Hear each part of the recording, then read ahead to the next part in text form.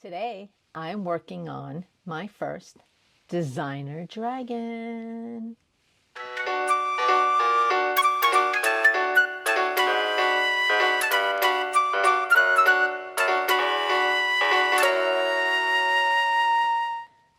I am working on my first designer dragon. Which one am I working on? I think it's Spike. Nope, it's Pip. I'm Nancy with Diamonds. Who is Pip? This is Pip, and he's cute. And here are my drills, and we are going to get started. There's a better picture. So let's see. Let's go with what's at the bottom. So I see a J. Here's a J. Oh, and they're squares. I knew that. Guys. So we were at my grandson's this weekend, and he had my phone, and he took a lot of pictures. Well, thought they were pictures, but he actually had the setting on video. So I have a bunch of videos of his foot. Yep, his foot. Different angles of his foot. So it's a pretty cool angle of the foot. And I have a few videos of my husband's foot in his boot.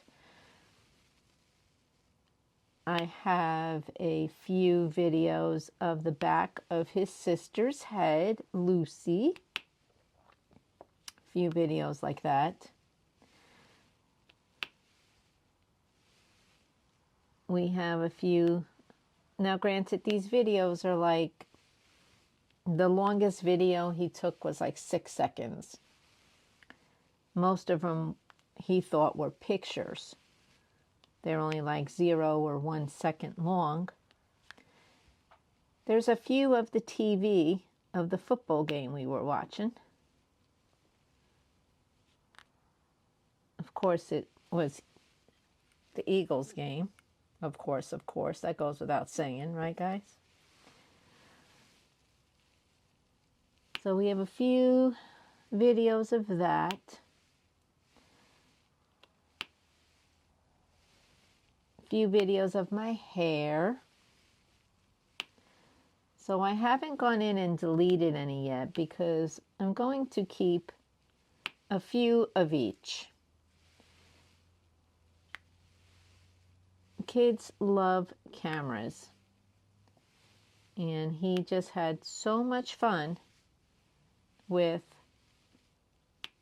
the camera and video recording. I really think he thought they were pictures, but he is a smart kid. He's a very smart kid. He knows all the countries of the world. Yes, you heard that right. All the countries of the world and their capitals. It gets better, guys. And he knows where the capitals are in each of the countries. And he even knows them if you hold up a puzzle piece backside so that the name doesn't show. P.S. He's 5. He just turned 5 in November. He can tell you what country it is just by the shape, by looking at it in reverse. I think that's pretty good because I can't do that. I don't know about you guys, but I cannot do that. I'm lucky to know the states and the capitals.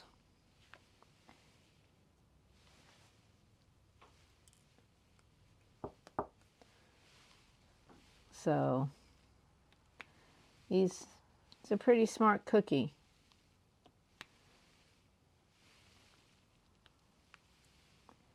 And he's 5.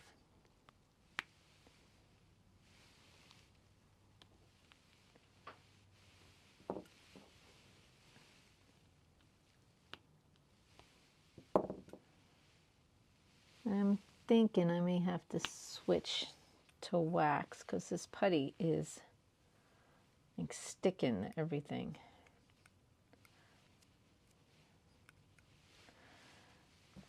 All right, 7 is done.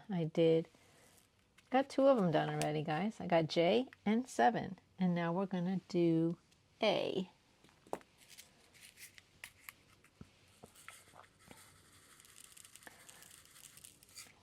So my son made some steaks Saturday night. Saturday night. Delish.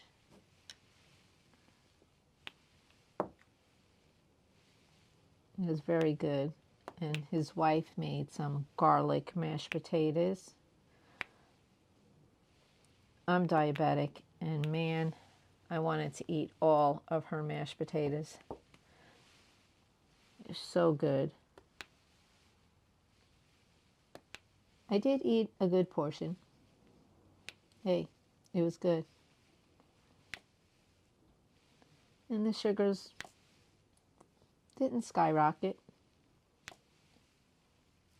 which is also good.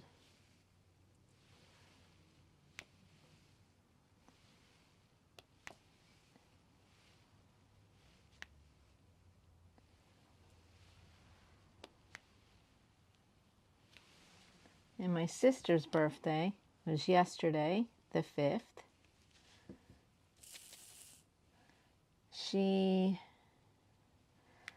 My goodness, let's see, I'm going to be 59 in March. So she turned 55. Wow. Yep. She turned 55. She's 5 years younger than me.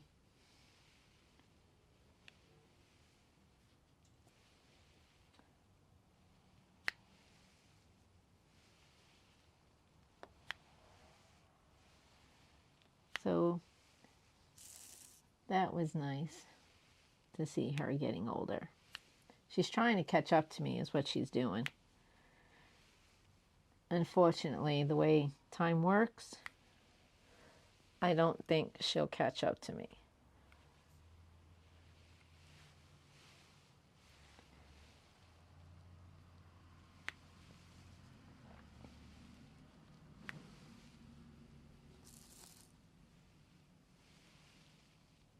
So we got her for Christmas a wood cutout of a snowman.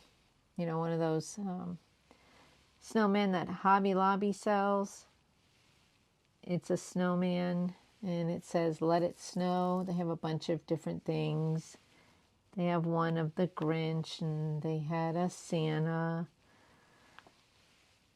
Well, we got her the snowman and we went over there and it's laying on the ground in front of her house. And I said, why's your snowman on the ground? I thought you'd have him standing up.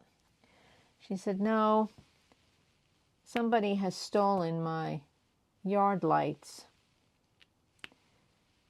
You know, Christmas lights that people put in their yard and it projects like snowflakes or snowmen or wintry stuff. It projects it onto the house. Well, somebody stole that light. So, and it was on the news that someone was going around stealing people's yard decorations. That just annoys the bejeebies out of me. I mean, if you wait a day after Christmas, 2 days after Christmas, you can buy your own ornaments for like 70% off. You don't have to steal them.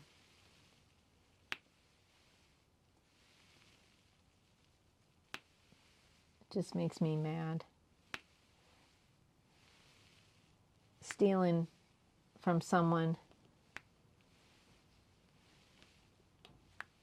She works really hard for every penny she gets. Sometimes she even works 2 jobs.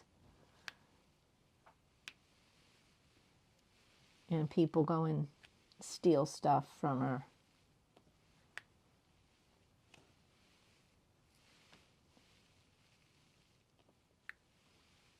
Speaking of stealing, our local library, the one I retired from, got an award this year for having the best Christmas decoration in the city. You know, at the city, like the water company, library, museum, utilities, what else is there? Maintenance. They had this city competition for the different departments, and the city chose the library for their Christmas tree that they made out of reference books, what else?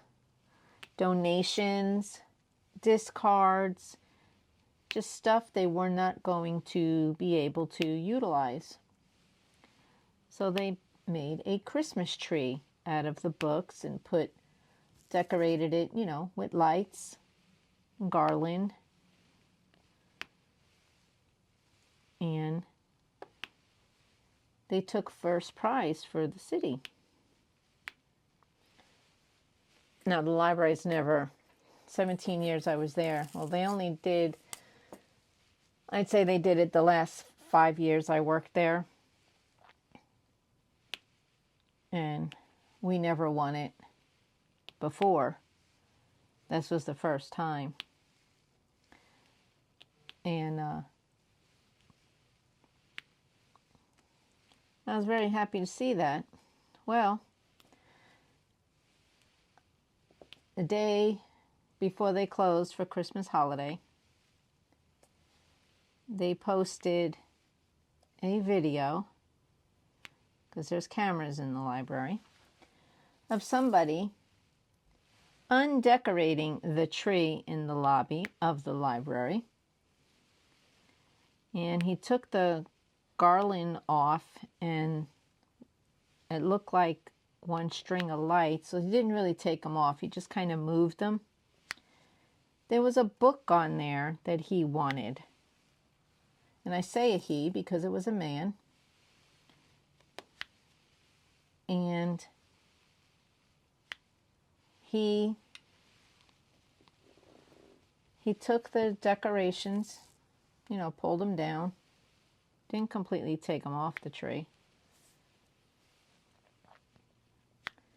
And he took a book off the tree from a library. Yeah, a public library, which means you can get a library card for free. Just have to be a resident of the county.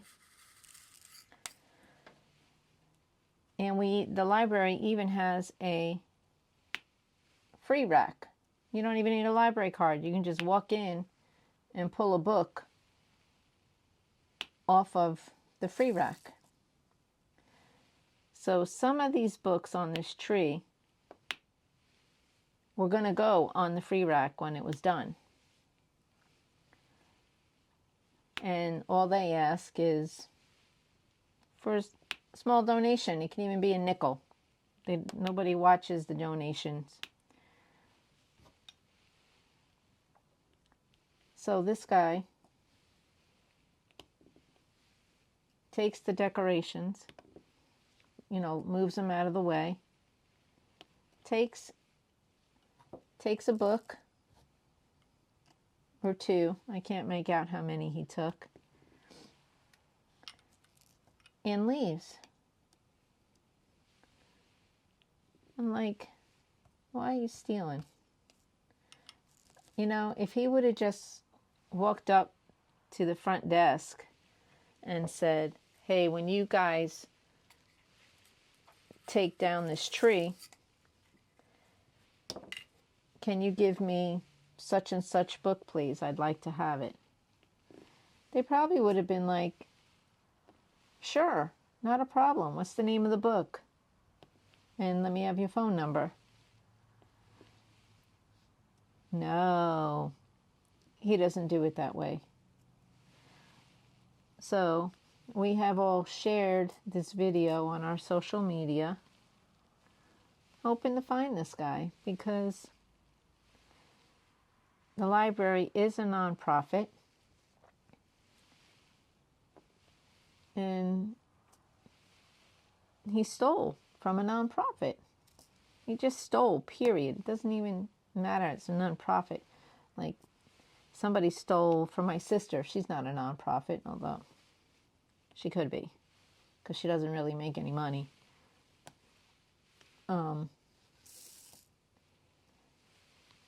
It just irks me that people have to steal from people. You really want it, just why don't you go up and say, hey, can you save that book for me? I know when I worked there, I would do that for people. No problem. I even put notes in older nonfiction books that I knew I was going to be getting rid of. The last person that checked it out, before I would discard it, I'd give him a call and go, hey, I noticed you checked this book out. We're getting ready to discard it and put it on the free rack. Would you like it? Sometimes they would say, yes, please. Or, no, we just needed it for a book report. No problem. Thank you for calling. That's it. That's all it takes. I don't know why people have to steal things. It just gets my goat, you know? Why are you going to steal? I don't know why people steal.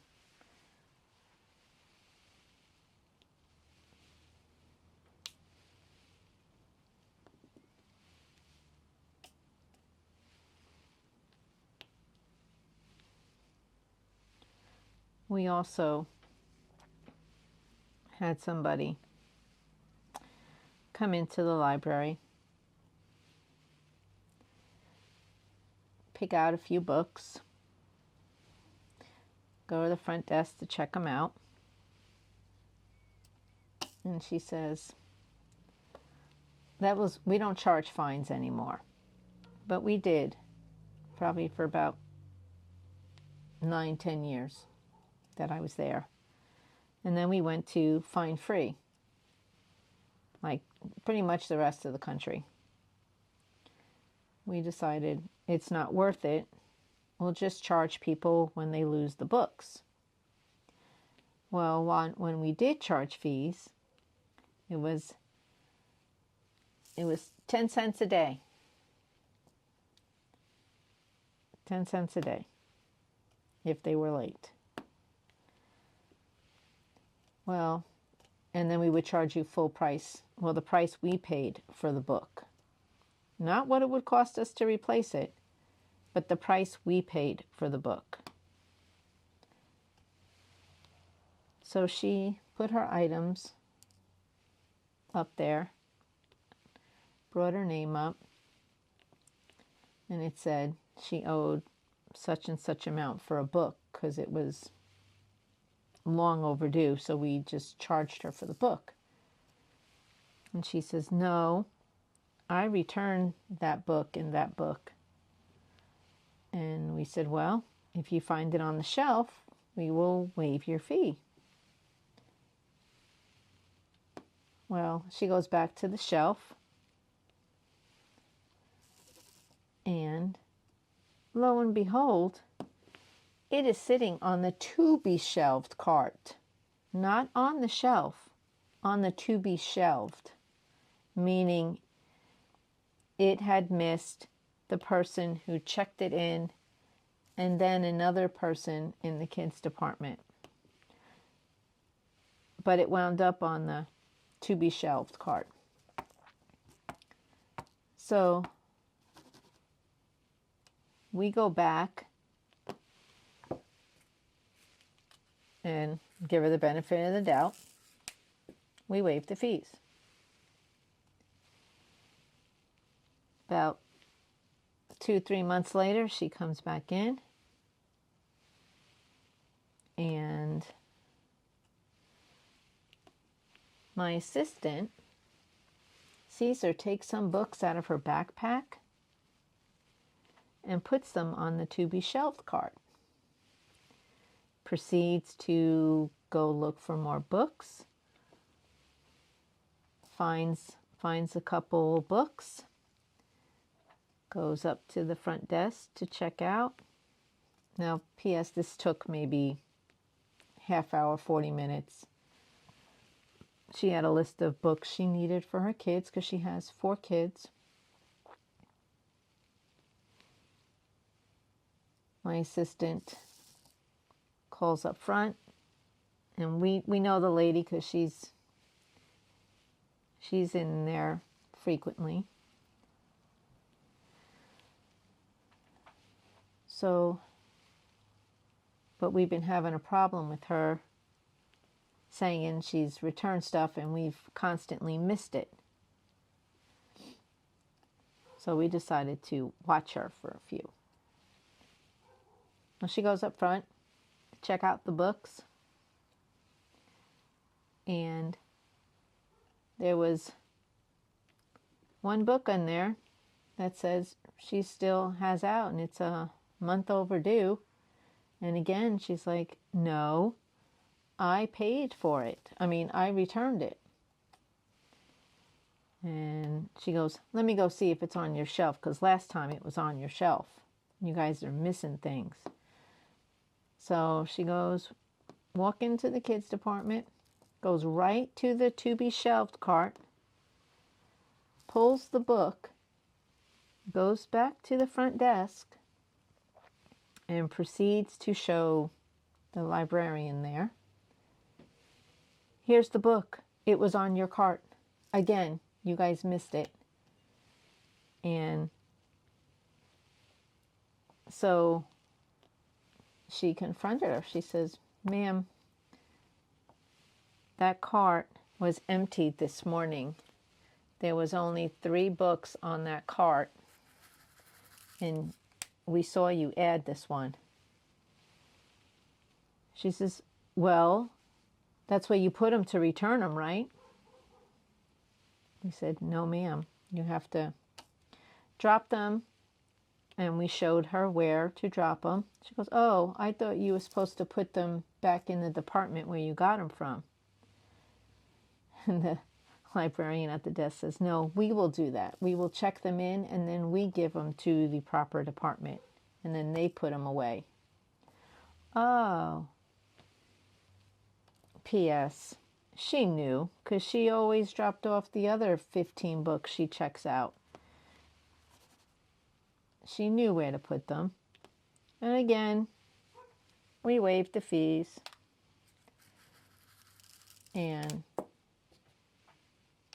we did not have that problem with her anymore. And then shortly after that, we went fine-free anyway. So, miraculously, we didn't have any problems with her or her items any longer. They would go where they were supposed to go. They got checked in the way they were supposed to be checked in. They got filed back on the shelf the way they're supposed to go back on the shelf. All over fines. So when the discussion came up with the county to waive the fines, we weren't making any money, not enough money anyway, to warrant keeping the fines because of the amount of paperwork to take a fine payment. It just, we were all kind of glad not to take fines anymore, because even if we only had a dime, we still had to do paperwork to submit it to the city. So we were glad when that ended. We didn't have to worry about fines.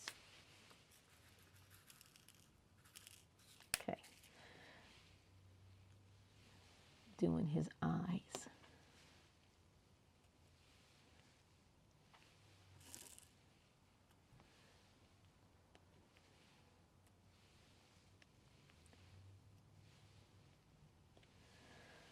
So that was when I worked at the library. Yeah, fun stuff, fun stuff.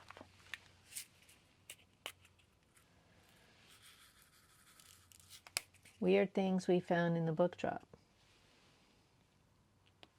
A diaper. We found a diaper. Nope, wasn't a clean diaper. It was a dirty diaper in the book drop. Yep, I guess somebody mistakenly thought it was a garbage. I can't make this up, guys. Somebody thought it was a garbage. Or they knew what it was and wanted to give us a gift. So if you're watching and you gave us that gift, thank you very much. Makes our job interesting. Because you think you're just going to check books in and out, and you actually have to throw a diaper away. Because somebody else did not throw a diaper away. We found a bag of drugs in one of the books. Yep. That was fun. Long story short, you don't need the details. But somebody's grandson was using his grandmother's returned book as a pickup point for his drugs. Yep, true story. But the drugs fell out of the book. I called PD. PD came, confiscated the book, confiscated the little bag of drugs, and contacted the person that returned the book, put all the pieces together. It was grandson setting up grandma. Not a very nice grandson, but the grandson had a record, so grandma did not get into any trouble. Grandma knew nothing about it because grandma gave the book to the grandson to return, and the grandson was like, "This will be a good pickup point. I will give my buyer the call number of the book." Voila! Yep, much fun, much fun. That happened years ago. I don't know if anything like that recently has happened, but fun times, fun times.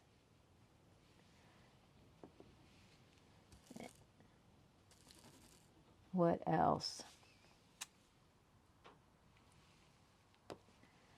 What other stories can I share about the library?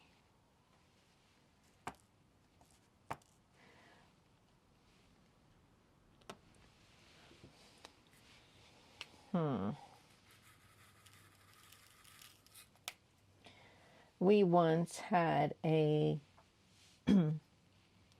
dad try to pick up a child from a summer reading event when it wasn't his custody week. So yeah, we had to stop that. Dad figured, I can go get the kid, but Mom had told us ahead of time that she is the only one to pick up said child from summer reading.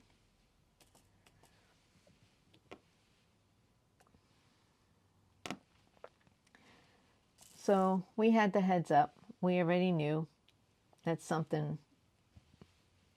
may happen. So we did not release the child. And Mom was right behind him anyway. And it was hospitable. Nothing happened. Nobody raised voices. He just realized he got caught and he walked away.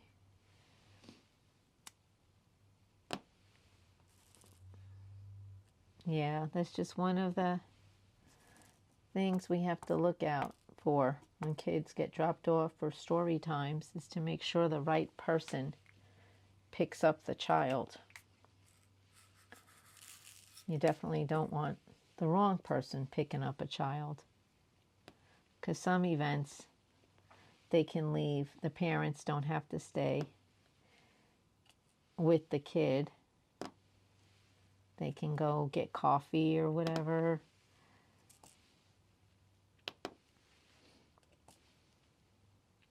Yeah, I don't have, especially if they're regulars, I don't have a problem with that. As long as I have a working phone number so that if I need to get you, I can. Plus, the coffee shop was just outside the library door. So it's not like they're going very far. They're just walking outside the library door and going to the coffee shop. It's a food truck that was right next to the library. So that's where they would go to get their coffee or a sandwich. There was food trucks out there.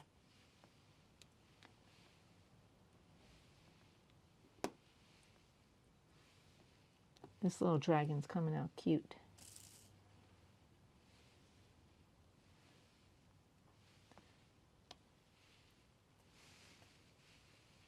Thought I heard somebody.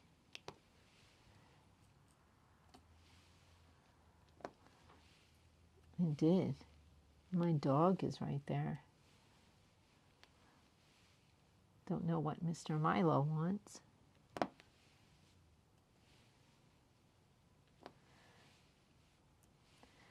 What else can I tell you? There was a man that came up. This was probably 2 years before I retired.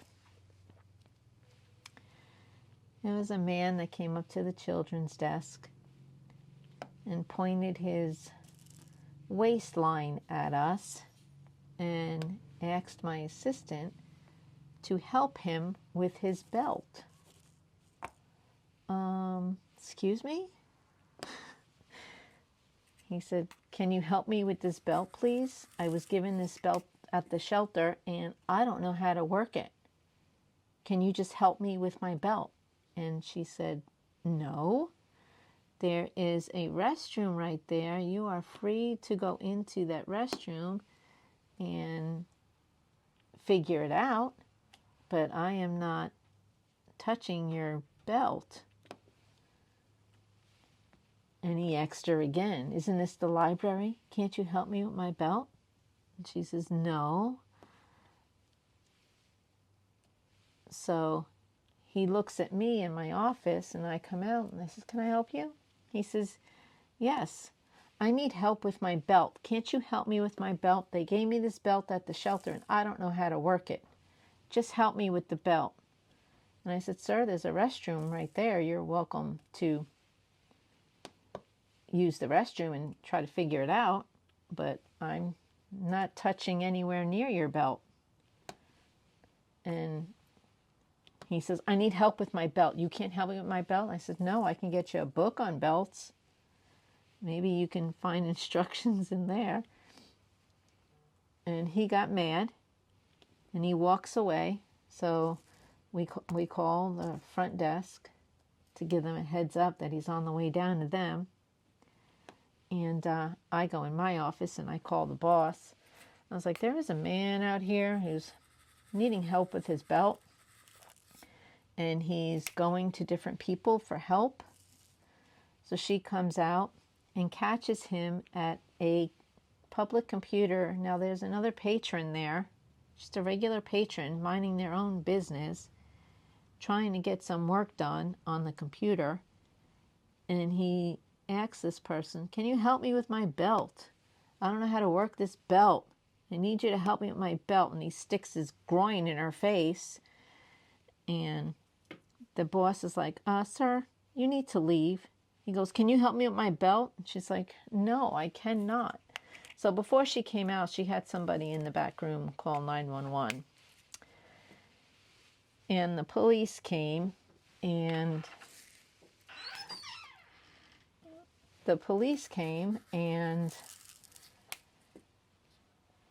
he asked them, can you help me with my belt? And the police were like, no, sir. Nobody is helping you with your belt. No one should be helping you with your belt. Nobody needs to touch your belt or stomach or waist or any part of the area where the belt is. And he says, well, I don't know how to work the belt. He goes, well, let me take you back to the shelter. Maybe they can help you with your belt. He says, no, you people don't understand. I need help with my belt.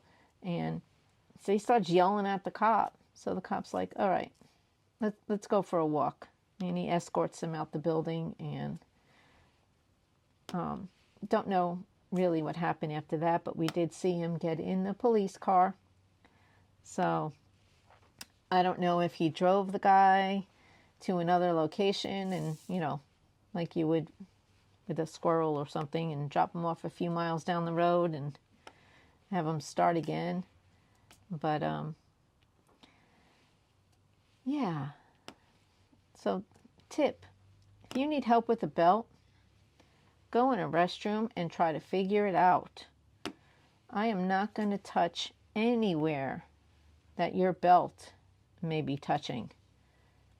That's all we needed, is to help him with his belt and accidentally touch skin or something, and then we'd be accused of who knows what. So I told my husband when I got home about it, and he goes, yeah, you can't retire yet. House isn't paid off yet. Can't do it yet. Sorry. I hate it for you. I said, we were fine. So we just called PD, and PD came and helped him with his belt. I guess. I don't really know if they helped him with his belt. I just know they helped him out of the building. That's for sure. So the library I worked at attracted a lot of vagrants, homeless. Oh, hold on. Sorry about that. I'm trying to get an appointment with my eye doctor and dentist because I had to cancel them because there was some overlappage.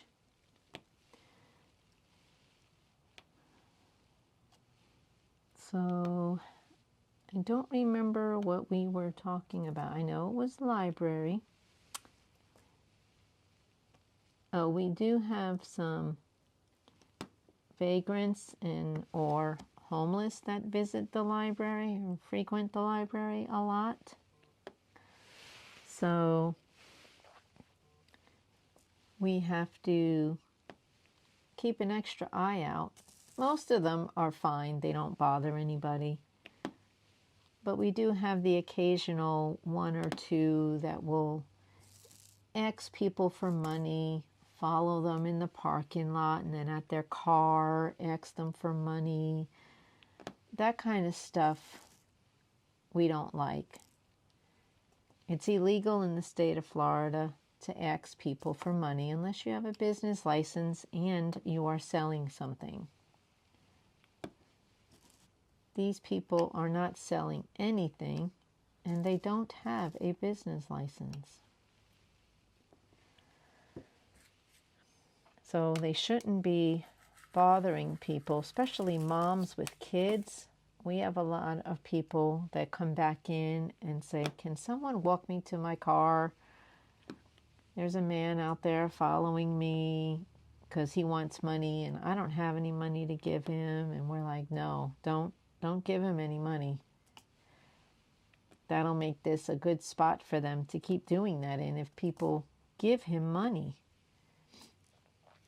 And there are signs everywhere. Do not feed the panhandlers. That's what they're...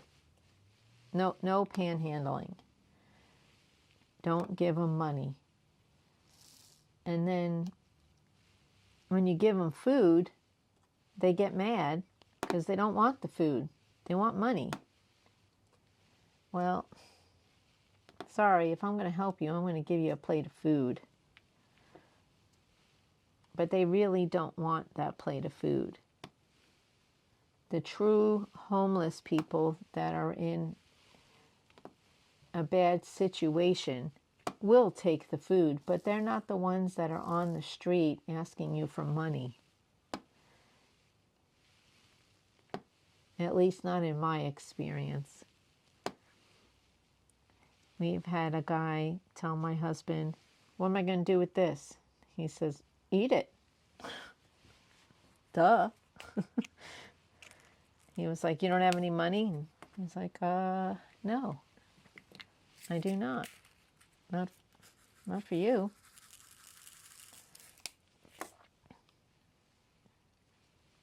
So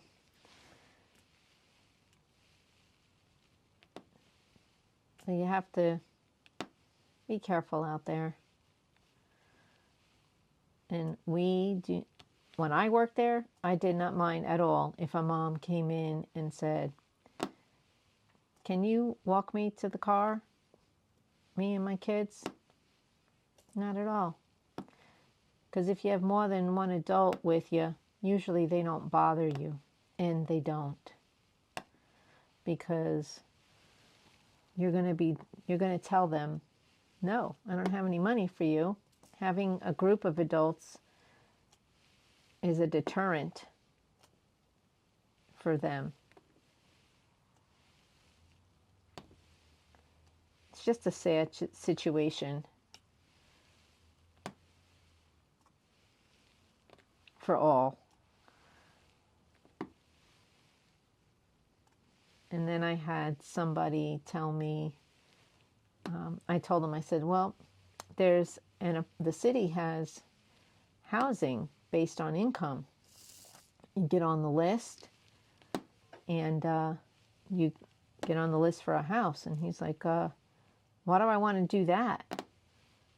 And I'm like, well, don't you need somewhere to live? He goes, no, I have the shelters here.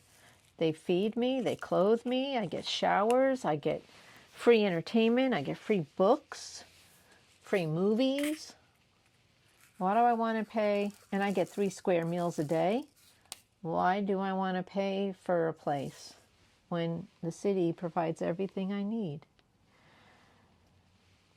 Well, that's true. But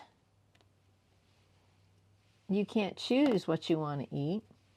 And when it's raining, the roof kind of helps. And I didn't tell him that because there's no sense arguing. They've been on the streets for a while.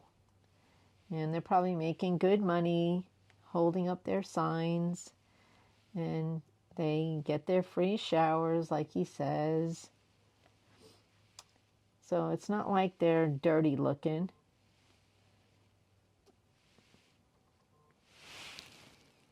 My phone's going crazy. But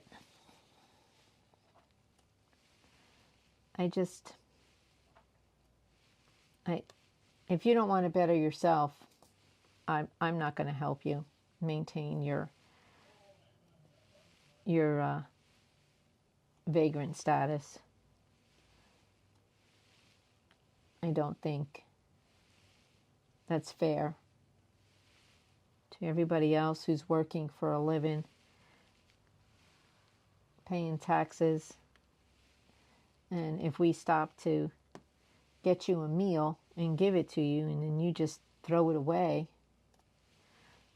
well, I think that's a slap in the face for what the community is trying to do for you. Because I say community because it's not just me or my husband that has tried to help. I've known other people that say they used to go and get a meal and give it to them, and they just throw it back at them. Well,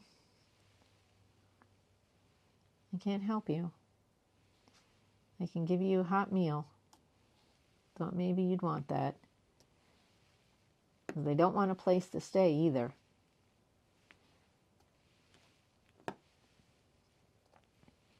They just want money so they can get alcohol and or drugs or both, or maybe not even that. I don't know.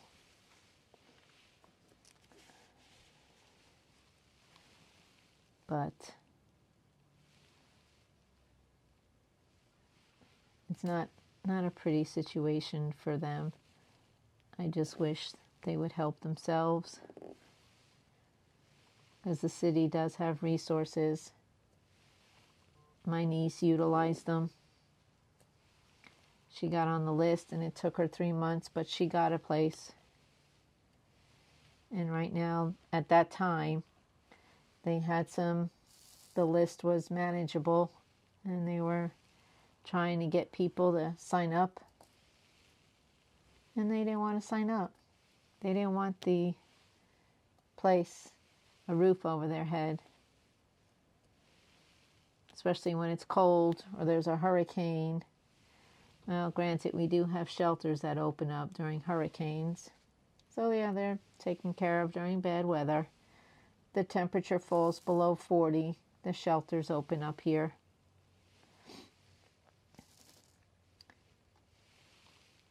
And there are some shelters that are open no matter what the temperature. And I guess those are the ones this man was telling me about. You just have to be in there, I guess, by 7 at night, and then they kick you out at 7 in the morning.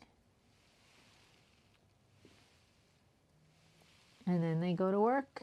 They hit the corners with their signs.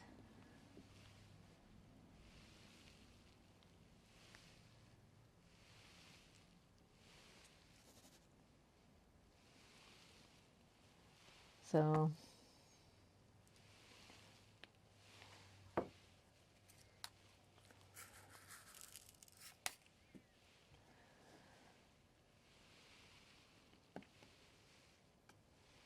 yep.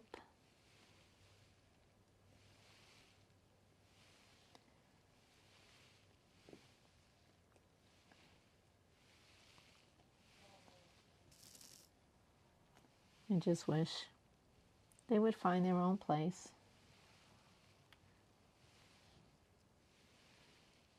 And then when it's cold out or rainy, they could, go home and be warm and dry and not have to be told when they have to take a shower or what time you have to eat dinner by, what time you have to go to bed by. You can do what you want, but that's not what these people want.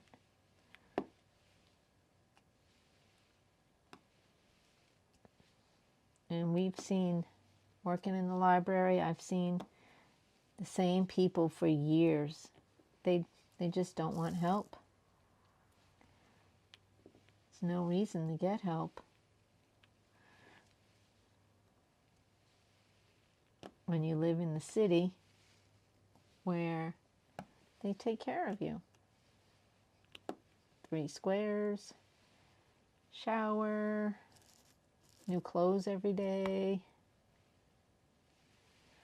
So, yeah, I guess if that's the lifestyle you want.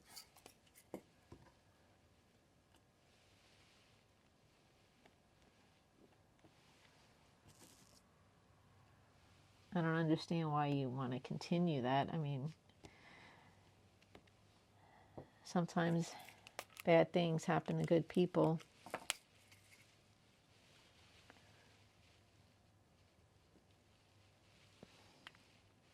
I'm looking for the letter E. E, because there's two right there I missed.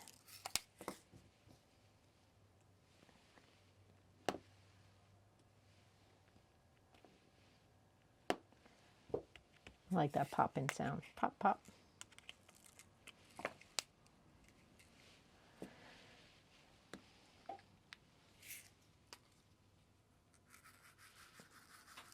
Now we're on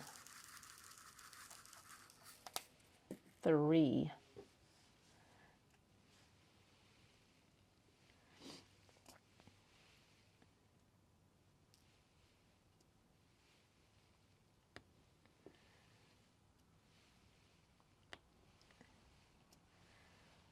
So on a positive library story note, during summer reading, we had a teenager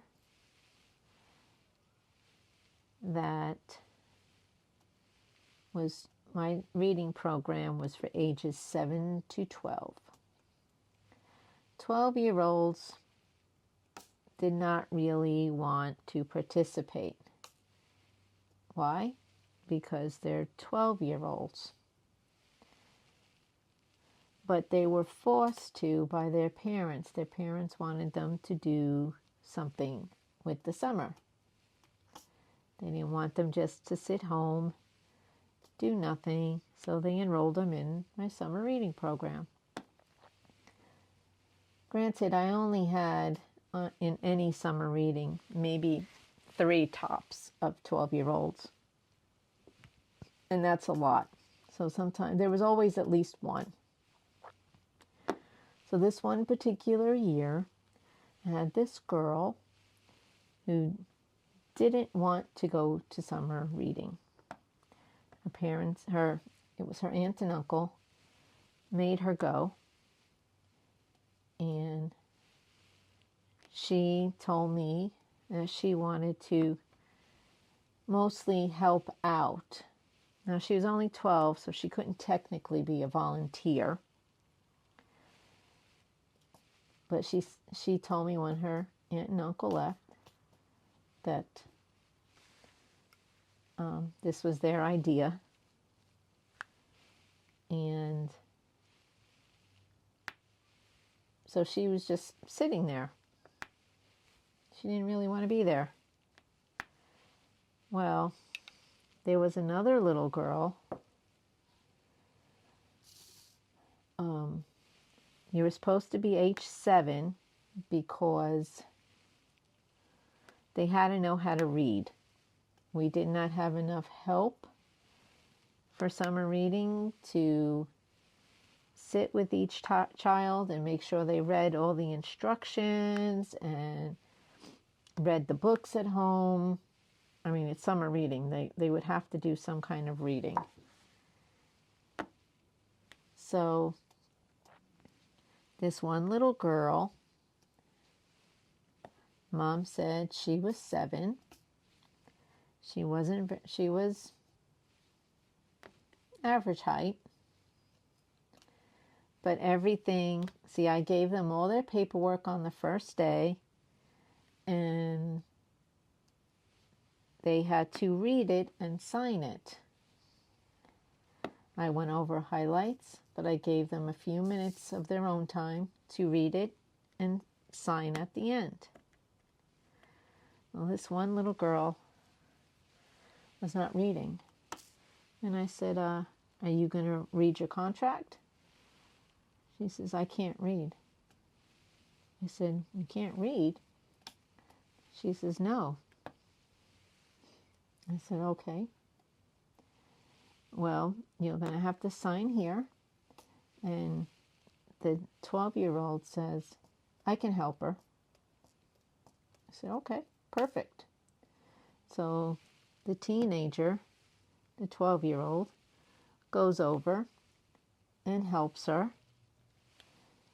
And lo and behold, we now have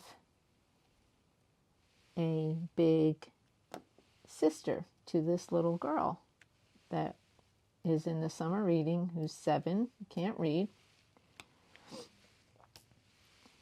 And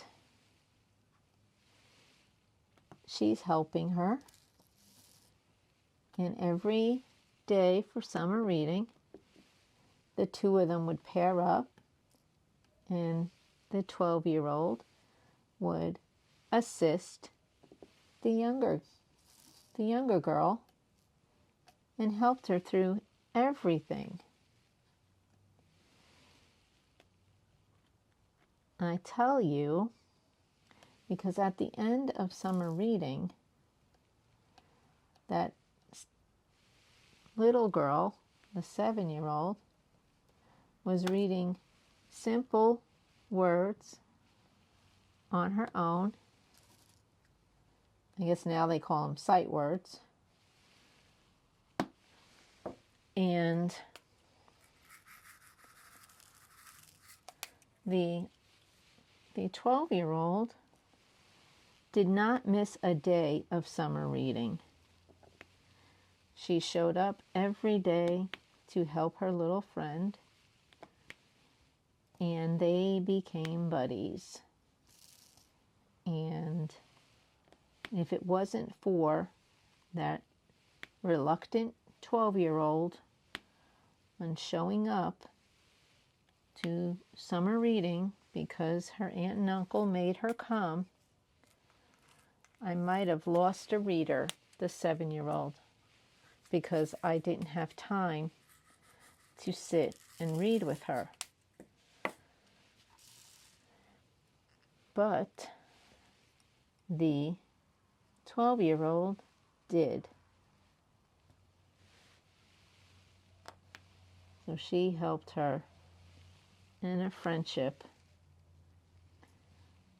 And at the end of the program, the aunt and uncle thanked me for letting her stay.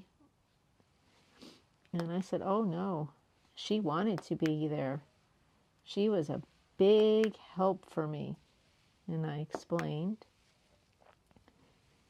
And I said, we just don't have the time to sit and help each child read each thing, because I had 25 kids in the summer reading program.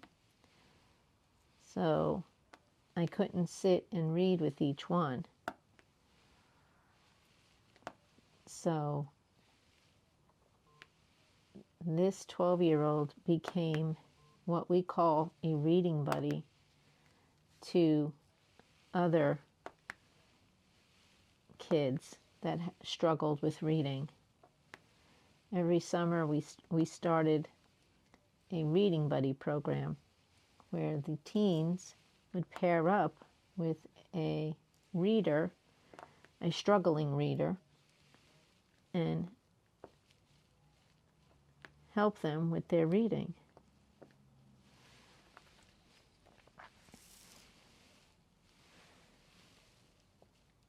So that summer reading program started a reading buddy event. And it actually got a title a few years later of Reading Buddy. We seen it in a workshop and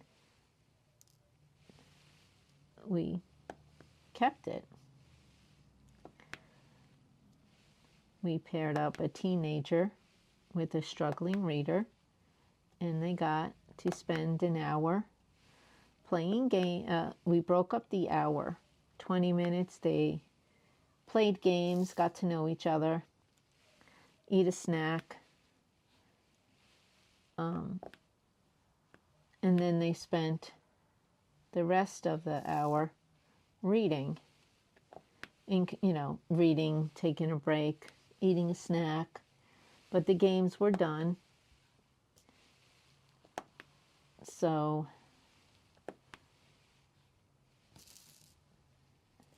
I enjoyed watching the progress of all of them. These were teenagers that parents didn't want them spending their summers not doing anything, so they voluntold them except for that one girl. Well, there was a few that wanted to truly help. So, good things came out of that reluctant summer reading teen that didn't want to be there. So good and bad things happened at the library, or positive and negative things. But it was fun. It was educational, and I would do it all over again. Well, I'm done with my dragon. Here is my first dragon, and this one is Pip. He is cute. Oh, he's got a diamond popping up. Okay, we need to fix that. Got it. So here is Pip, dragon number 1 for designer dragons, diamond painting with friends, diamonds and stuff. Oh,